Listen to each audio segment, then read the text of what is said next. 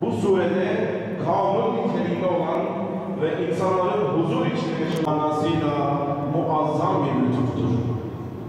Miraç bizi kendimize, özümüze, fıtratımıza çağırmanın, ona dönmenin ve İsrailoğullarının merkeziydi. Oradan başlayan bu mukaddes yolculuk veya başka bir yolculuktur. Mümin her namazda biraz daha yücelmeli, biraz daha insanlaşmalı.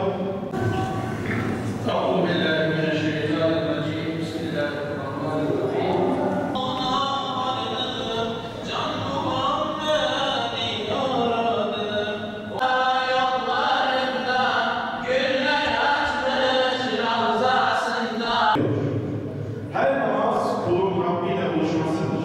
فَلَا يَحْزُنكَ قَوْلُهُمْ إِنَّا نَعْلَمُ مَا يُسِرُّونَ وَمَا يُعْلِنُونَ أَوَلَمْ يَرَ الْإِنسَانُ أَنَّا خَلَقْنَاهُ مِن نُّطْفَةٍ فَإِذَا هُوَ خَصِيمٌ مُّبِينٌ. Amellerle hayatımızın çehresinin değiştiği günlerdir. Bizim miracımız, nefsimizin kötü heva ve heveslerinden sıyrılarak ruhumuzun gıdası olan Allah'ı sevmeye ve emirlerini yaşamaya yükselişin adıdır. Miraç, zaman ve mekan hudutları dışında cereyan etmiş ulvi bir tecellidir. Beşer idrakinin üstüne çıkan sırlar ve hikmetlerle dolu bir gecedir. Eşyanın, zamanın ve mekanın kısıtlayıcı ve baskıcı ortamından ruhun özgür iklimine kanat çırpışın yolları gösterilmesidir.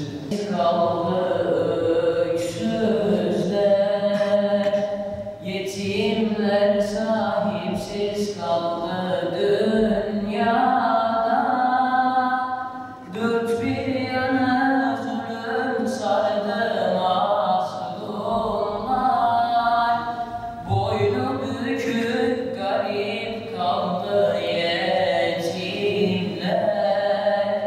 boynu bükük garip kaldı. Neredesin? Neredesin?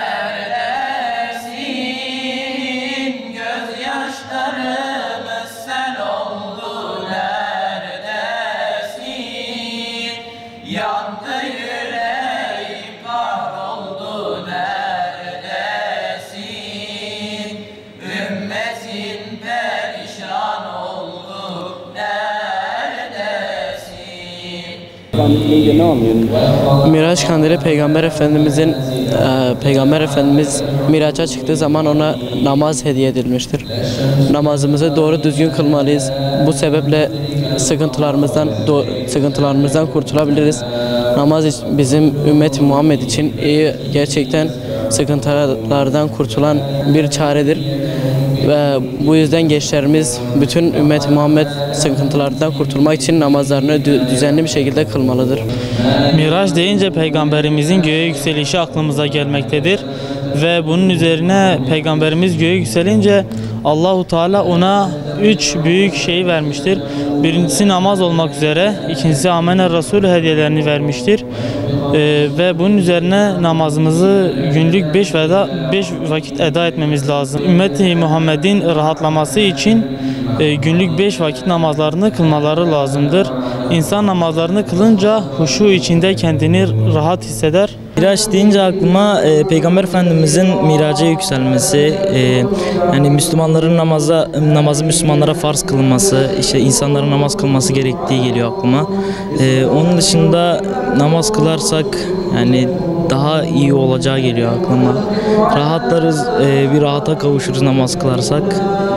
Yani Miraç denince aklıma bunlar geliyor. Miracımızı eda etmek için camiye geldik, ibadetimizi yapmak için. Miraç demek Miraç demek ibadetlerimizi güzel bir şekilde yapmak demektir. Gençlerimizin hepimizin de bu konuda namazlarını düzgün bir şekilde, doğru bir şekilde kılmaları gerekir. Miracın bize en büyük hediyesi namazdır. Peygamber Efendimiz miraca çıktığı zaman sıkıntılıydı. İndiğinde sıkıntıları gitmişti namazla birlikte. Bizim de namazla birlikte sıkıntılarımız gidecek inşallah. O yüzden bütün Müslümanlar Ümmet-i Muhammed namazlarına dikkat etmesi lazım. Namazlarımızı düzenli bir şekilde kılmamız lazım.